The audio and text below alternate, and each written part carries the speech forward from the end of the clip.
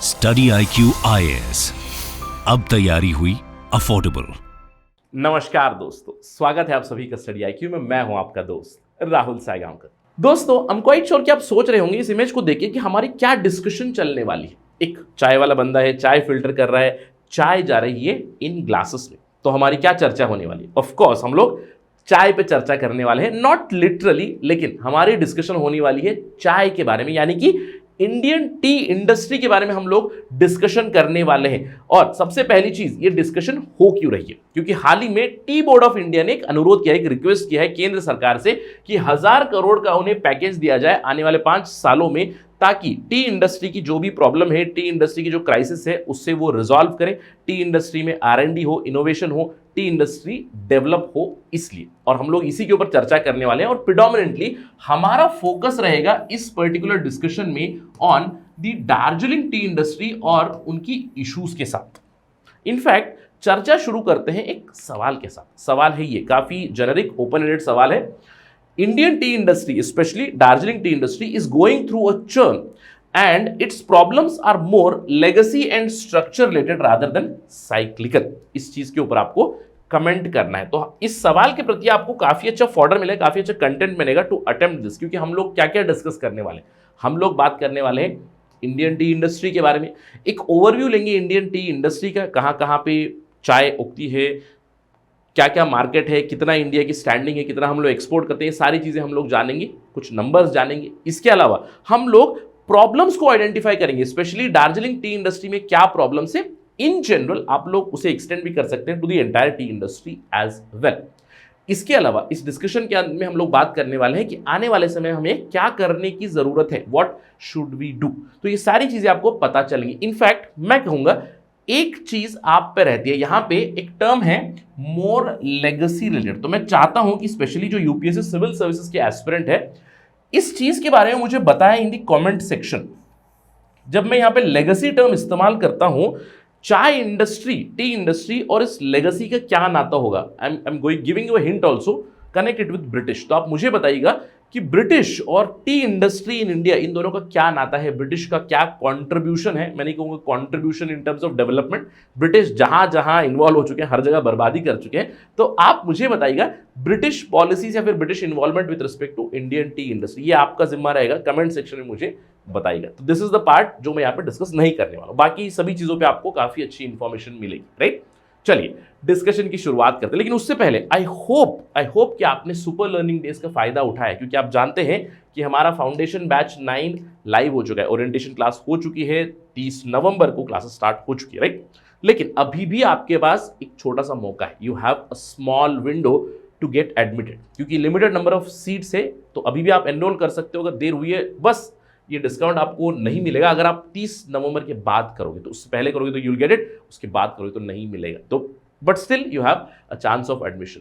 और आप जानते हैं कि फाउंडेशन बैच 9 जो है, it is the most comprehensive programme, जहां पे आपकी प्रीलिम्स की तैयारी हो जाएगी, मेंस की हो जाएगी, इंटरव्यू की तैयारी हो जाएगी फ्रॉम जीएस पर्सपेक्टिव, और ये काफी अफोर्डेबल भी है। Just go to our website studiiq.com या फिर हमारा ऐप डाउनलोड कीजिएगा गूगल प्ले स्टोर से, जहां पे आपको सारी जानकारी मिल जाएगी।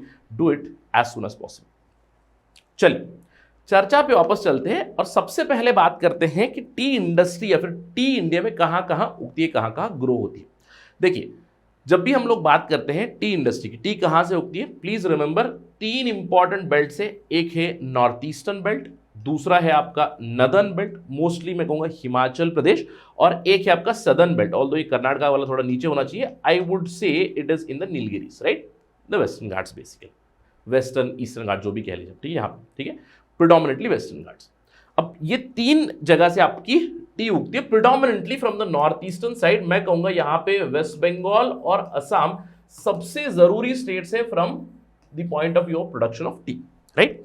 अब सवाल उठता है, सर चाय उगने के लिए या फिर चाय की जो प्रोडक्शन है, तो उसके लिए आइडियल या फिर फेवरेबल कंडीशंस क्या है? देखिए, टी उगाने के लिए फेवरेबल टेम्परेचर होना चाहिए 20 to 30 डिग्री सेल्सियस के बीच, और वेरी सिमिलर टेम्परेचर होना चाहिए कॉफी के लिए भी। लेकिन आप जानते हैं कि कॉफी का बेल्ट इंडिया में कहां मिलता है? Coffee belt is predominantly I would से इन कर्नाटका, राइट। मेन जो सेंटर है वो है कर्नाटका, और यहाँ पे कर्नाटका में भी you will find Coorg is the centre, right. Temperature थोड़ा सा आइडियल है। रेनफॉल चाय के लिए थोड़ा ज़्यादा लगती है, 150 से 300 सेंटीमीटर, लेकिन थोड़ा सा कम कॉफी के लिए 150 से 200 सेंटीमीटर काफी है, लेकिन सबसे मेन डिफरेंस यहां पे है soil requirement. The T plant requires light loamy soil, जो आपको प्रेडोमिनेटली हिली रीजन में मिलती है, स्लोप्स में मिलती है, और यहां पे आपको कॉफी के लिए सॉइल चाहिए रेड और laterite soil. Again this is also found on the western Ghats, Coorg में आपको ये मिलती है। इसके अलावा मेजर प्रोड्यूसर आप जानते हो असम, वेस्ट बंगाल, जो मैंने आपको यहाँ पे सेंटर्स बता दिए, लेकिन main centres of coffee Karnataka Coorg में है। इसके अलावा केरला में आपको वेस्टर्न घाट्स में मिलेंगे, तमिलनाडु में यहाँ पे मिल जाएंगे। So these are the basic centres. Coffee और टी में आपको अंतर क्यों बता रहा हूं, क्योंकि कभी कभार इस पे भी एमसीक्यू बन सकते हैं। लेकिन इस डिस्कशन से हमें क्या पता चला कि चाय की जो प्रोडक्शन के सेंटर है वो मेजरली 3 आपको मिलेंगे, एक यहां और एक यहां। क्लियर? अब इंडिया की क्या स्टैंडिंग है? पूरे विश्व में इंडिया सेकंड नंबर पे आता है in terms of tea production. Of course पहला नंबर पे कौन आता है? Guess it, right? Do guess it, कौन आता है?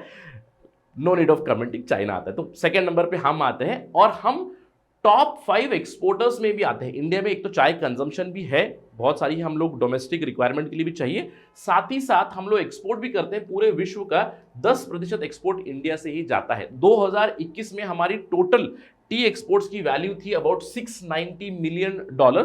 साथ ही साथ इंडिया की टोटल एक्सपोर्ट की क्वांटिटी 2021-22 में इट वाज 201 मिलियन केजीज। इसके अलावा जैसे कि मैंने आपको बताया सेंटर्स कहां कहां आते हैं, predominant T centres in India, you will get it in Assam, Darjeeling, Nilgiri, Sikkim, Kangra.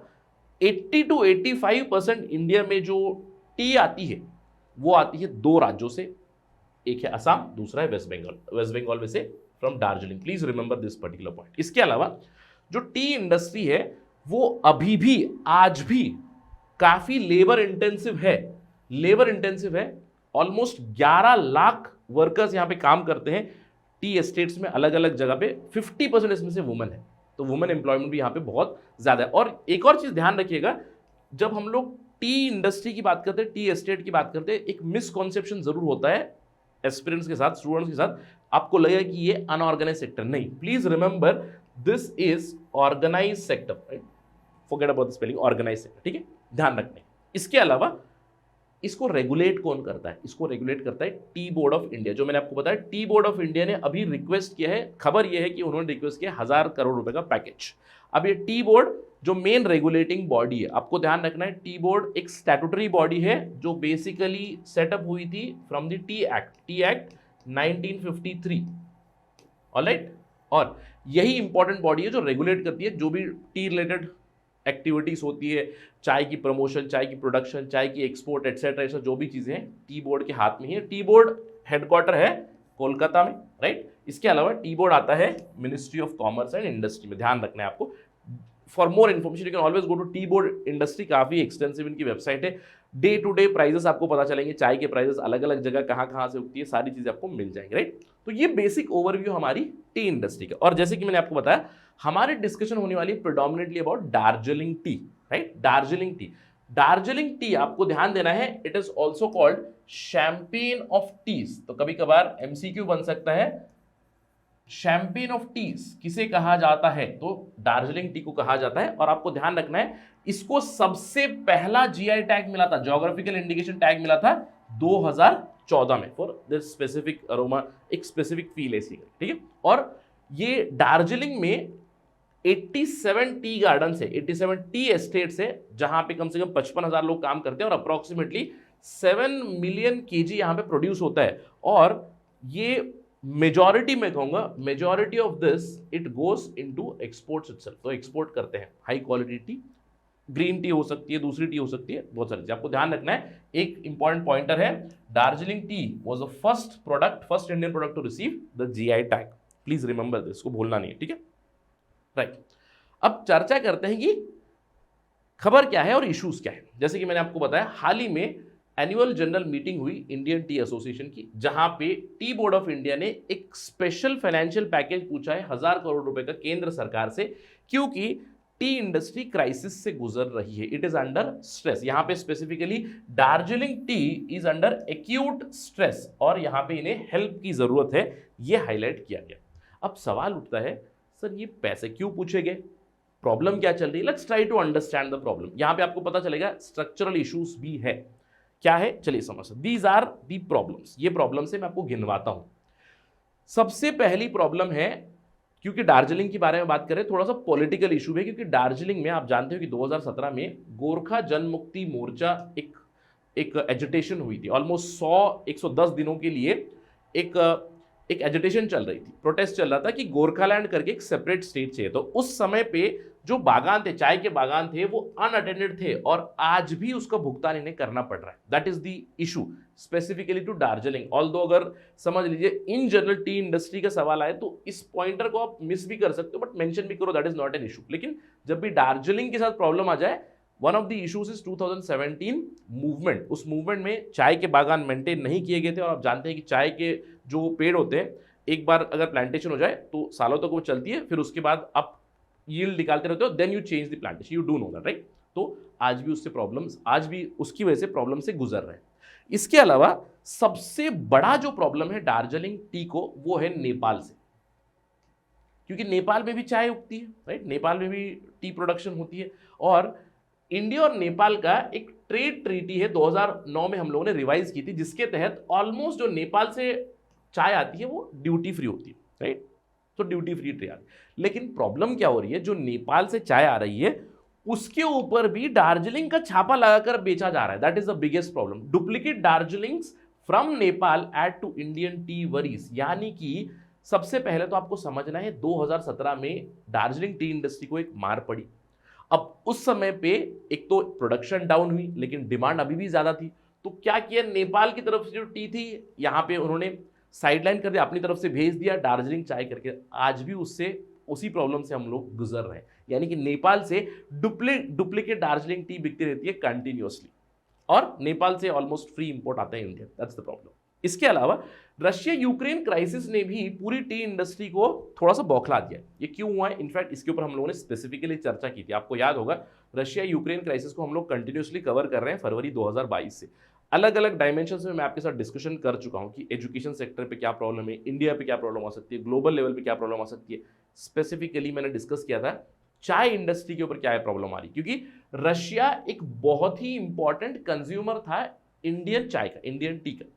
अब युद्ध में लगे हुए हैं, यहां से जो चाय के ऑर्डर निकले थे वो तो वहां पे ठप हुए थे। मैंने आपको बताया था नए ऑर्डर्स आ नहीं रहे रशिया से। दूसरी प्रॉब्लम है, जो ऑर्डर भेजे गए हैं उनकी भी जो पेमेंट है वो अभी भी पेंडिंग है। कुछ पेमेंट हो चुकी है, कुछ अभी पेमेंट बाकी है पेंडिंग, राइट। इसके अलावा क्लाइमेट चेंज एक बहुत बड़ा प्रॉब्लम, ये तो हर जगह ही होता है क्लाइमेट चेंज।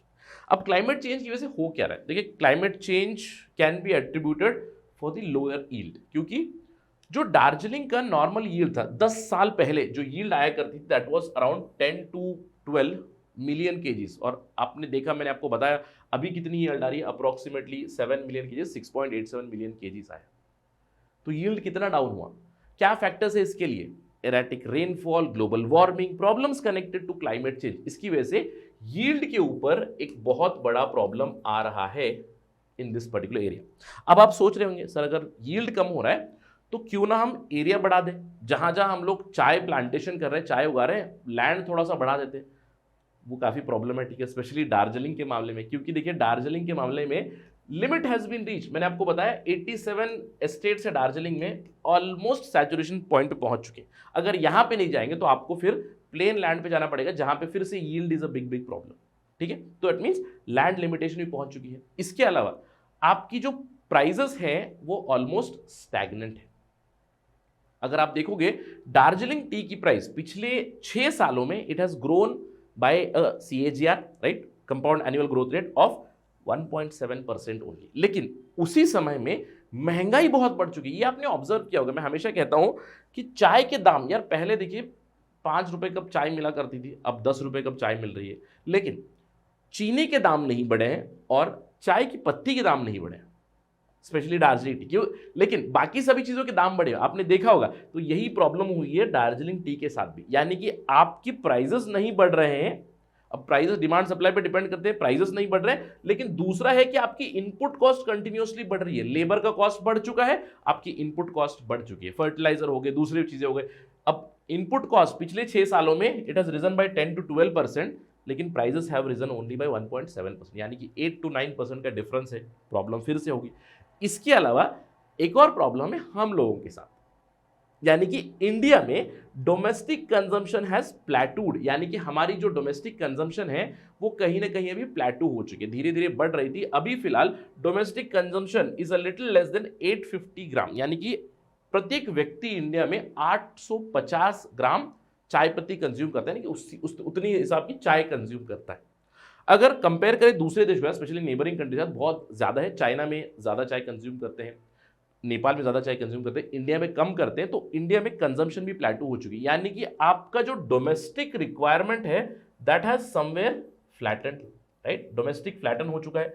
आपकी जो एक्सपोर्ट करते थे आप, एक्सपोर्ट में रशिया की तरफ से प्रॉब्लम चल रही है, तो मल्टीपल मार पड़ रही है over the tea industry in India. और मैंने आपको बताया स्पेसिफिकली दार्जिलिंग के साथ नेपाल की तरफ से बहुत बड़ी प्रॉब्लम है डुप्लीकेट दार्जिलिंग टी की, राइट। सो इसमें आपने देखा कि स्ट्रक्चरल इश्यूज तो है ही, प्रेडोमिनेटली मैं कहूंगा लेबर कॉस्ट, मैनुअल लेबर पे अभी बहुत ज्यादा चलते हैं। दूसरे इश्यूज मैंने आपको गिरा दिए, राइट।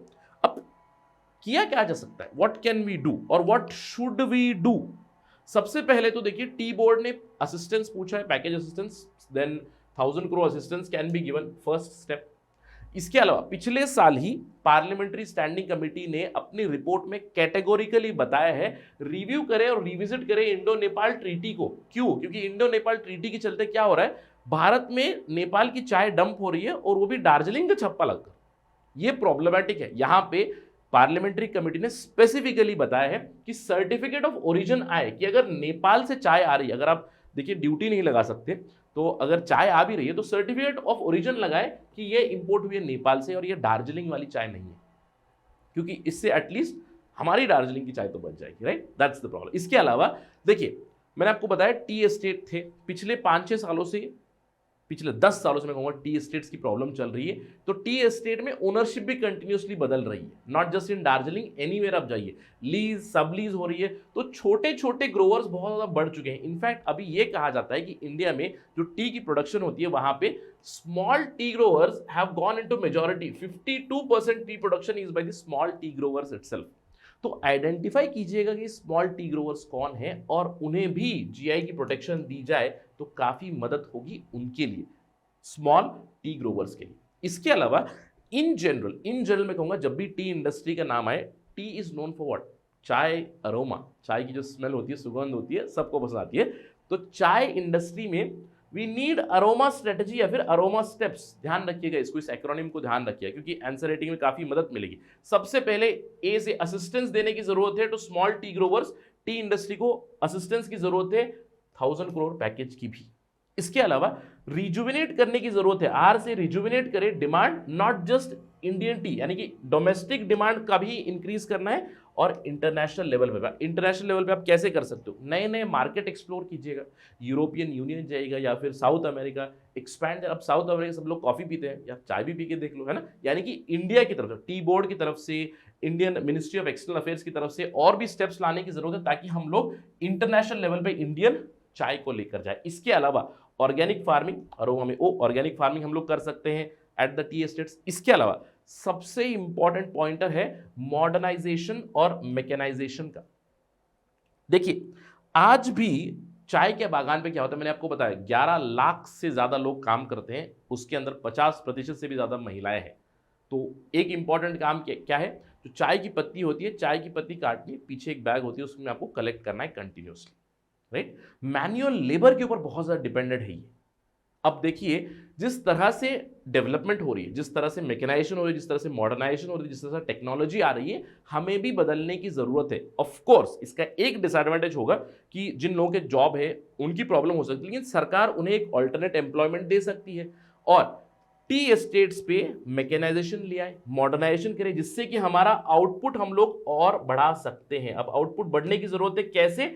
सब्सिक्वेंटली अगर डिमांड बढ़ेगी तो हमें सब्सिक्वेंटली अपनी आउटपुट बढ़ानी पड़ेगी। इसके अलावा अल्टीमेटली अडेप्टेशन की जरूरत है। मैंने आपको बताया क्लाइमेट चेंज की वजह से प्रॉब्लम जरूर हो रही है, तो क्लाइमेट चेंज की वजह से we need to adapt to climate change. Climate change की वजह से अगर टी इंडस्ट्री में प्रॉब्लम हो रही है तो उसको, उस प्रॉब्लम को रिजॉल्व करने की जरूरत है, या फिर उस प्रॉब्लम की वजह से अगर कोई दुष्परिणाम हो रहा है तो उसके इंपैक्ट कम करने की कोशिश होनी चाहिए, जिसके लिए again we do need money, we do need these packages. तो ये सारे स्टेप्स है जो हम लोग ला सकते हैं for again resolving some of the issues of tea industry. I hope कि इस डिस्कशन से आपको पता चल चुका है कि जिस सवाल से हम लोगों ने डिस्कशन शुरू की थी उसके प्रति आपको पता चल चुका है कैसे आंसर करना है, किस तरह का अप्रोच होना चाहिए। इंट्रोडक्टरी पार्ट में I have already given you an overview of tea industry, problems क्या है, रेजोल्यूशन क्या है, और भी ज़्यादा पॉइंटर्स ऐड कर सकते हैं। Do let me know in the comment section अगर आपके पास और भी ज़्यादा पॉइंटर्स है, डू ऐड इट, ताकि सभी की प्रिपरेशन हो जाए। कमेंट सेक्शन में बताइएगा ज़रूर, स्पेशली जो लोकल लोग देख रहे हैं, यानी कि जहाँ पे चाय उग रही है, मैं कहूँगा नॉर्थ ईस्टर्न रीजन से, असम से हो, त्रिपुरा से हो, या फिर वेस्ट बंगाल से हो, हिमाचल प्रदेश से अगर कोई देख रहा है, do let us know what are the ground level problems. Ground level पे और क्या प्रॉब्लम चल रही है आप बताइएगा जरूर in the comment section, right. With that note let us end the discussion. लेकिन जाने से पहले एक बहुत जरूरी चीज है जिसके ऊपर हमारा ध्यान जाना चाहिए, और वो है इस साल की प्रीलिम्स का पेपर। प्रीलिम्स के पेपर में 2 सवाल आए थे which were connected to the tea industry, और ये मैं हमेशा कहता हूँ करंट अफेयर्स बेस्ड सवाल आते हैं। अगर जो टॉपिक हम लोगों ने डिस्कस नहीं किया उस पर भी नहीं है, जैसे कि मैंने आपको बताया था जब से रशिया और यूक्रेन का युद्ध शुरू हुआ था हम लोग उस चीज़ को कंटिन्यूसली कवर करते हुए आ रहे हैं। अलग अलग डायमेंशंस मैंने भी आपके साथ डिस्कस किए हैं, हमारे यहाँ पे जो अलग अलग एजुकेटर्स सभी ने डिस्कस किए हुए हैं। मैंने स्पेसिफिकली डिस्कस किया था चाय इंडस्ट्री पे क्या प्रॉब्लम हो सकती है, राइट। टी बोर्ड के बारे में बात की थी। इनफैक्ट चाय की जो प्राइसेस है वो स्टैग्नेंट है, ये भी मैंने आपको बताया था इवन बिफोर द वॉर। जैसे वॉर शुरू हुआ, even before the prelims, pardon me, war शुरू होने के हम लोगों ने चर्चा की थी, और इस साल के प्रीलिम्स में सवाल आ गए थे। जैसे कि ये सवाल, आप देखिए, आई एम क्वाइट श्योर कि ये सवाल अभी आप आंसर कर सकते हो। चीज़ें अगर याद भी नहीं है, जैसे with reference to tea board in India consider the following statements. Tea board is a statutory body. अगर आपको लग रहा है चलिए मुझे पता नहीं है, ठीक है, let us put question mark. लेकिन it is a regulatory body attach to ministry of agriculture and farmers welfare. ये चीज होनी चाहिए, कंफ्यूजिंग है, ये गलत है। मैंने आपको डिस्कशन में बता दिया, पहले भी बताया था, this comes under ministry of commerce. ये ध्यान रखना है, अगर जैसे आपने 2 एलिमिनेट कर दिया तो आप इसको हटा दोगे, this is not the answer, please remember that. इसके अलावा T boards head office is situated in Bengaluru, ये तो एब्सोल्युटली गलत है, दिस इज एब्सर्ड। हम लोगों ने डिस्कशन किया हुआ है और ये पता भी होना चाहिए, एजुकेटेड गेस भी आप लगा सकते हो, this is in Kolkata, this is wrong statement. तो जहां जहां 3 है आपका गलत हो जाएगा, this would be wrong, this would be wrong. तो केवल 2 स्टेटमेंट्स भी अगर आपको पता है उससे भी you can arrive at the answer, क्योंकि 3rd 4th statement the board has overseas office in Dubai, Moscow, ये एक्सपेक्ट नहीं करूंगा कि बहुत सारे एस्पिरेंट्स को पता हो एब्सोल्युटली, लेकिन you do arrive at the answer, this is the answer करके, राइट। इसके अलावा इस तरह के भी सवाल आ चुके हैं, जैसे इस साल सवाल आया था, consider the following states, AP, Andhra Pradesh, Kerala, Himachal Pradesh, Tripura. इनमें से कौन से स्टेट्स है, ध्यान रखिएगा, इस जनरली के ऊपर थोड़ा सा डिस्कशन चल रहा है, आर टी प्रोड्यूसिंग स्टेट्स। अब आप जानते हो हिमाचल प्रदेश तो है ही है यार, कांगड़ा की टी फेमस तो है ही है, पता है हमें। Kerala we do know, Kerala हो गया, तमिलनाडु हो गया, कर्नाटक हो गया, we do know about this. Andhra Pradesh नहीं है, आपको पता है। तो इस चीज़ से यू कैन एस्टिमेट, इधर ये हो सकता है, इधर ये हो सकता है। अब त्रिपुरा के साथ आपको थोड़ा सा डाउट वगैरह हो सकता है, but you do know north eastern region में चाय जरूर उगती है, तो most probably 99% I would say the answer would be this, क्योंकि यहाँ पे जनरली भी पूछा गया है, तो इसलिए the answer would be that, but let us wait and watch for the key, जब भी की आएगा। तो इस तरह के सवाल भी आप अटेम्प्ट जरूर कर सकते हो, टी से जुड़े हुए भी सवाल आ चुके हैं, तो ध्यान रखिएगा इस तरह के सवाल आते हैं। इस पूरे एंटायर एक्सरसाइज का उद्देश्य क्या था कि मैं चाहता हूँ कि आप समझे, जब हम लोग चर्चा करते हैं, एक डिस्कशन करते हैं जहाँ पे हम लोग एनालिसिस करते हैं, मेंस के दृष्टिकोण से तो आपको समझ में आता है, लेकिन बहुत सारी चीज़ें जो प्रीलिम्स पॉइंट ऑफ व्यू से आपको कैच करनी है, एलिमिनेट करना सीखना है। और आई एम क्वाइट श्योर कि इस तरह के सवाल कम से कम 50-60 तो मिलेंगे, जहां पे आपको एक स्टेटमेंट पता है, दूसरा स्टेटमेंट पता नहीं है, तीसरा स्टेटमेंट पता है, चौथा स्टेटमेंट पता नहीं है। तो कहीं ना कहीं वो प्रोसेस ऑफ एलिमिनेशन और एजुकेटेड गेस का जो आपका स्ट्रेंथ होना चाहिए उसको कंटिन्यूसली बिल्डअप करते हुए रहना चाहिए। So do work on this continuously, it is going to help you in the prelims for sure, right? With that note, let me end my discussion. Thank you for watching this video। और आप जानते हैं कि अगर आपको ये video पसंद आए, you can always follow me on my social media handle @RahulSai222, right? अगर आपको कोई सवाल है, कोई डाउट है, कंप्लेंट है, फीडबैक है, anything, do message me on Instagram. I do respond on Saturdays and Sundays. I'm not very active on social media, but I do respond on Saturdays and Sundays. Thank you for watching this.